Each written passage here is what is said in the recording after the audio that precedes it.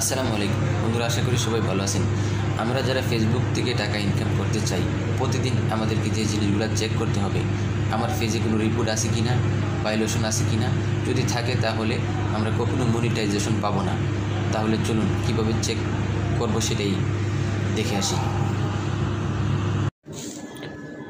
আমরা প্রথমে চলে যাব ফেসবুকে ক্লিক করার পর চলে যাব প্রোফাইল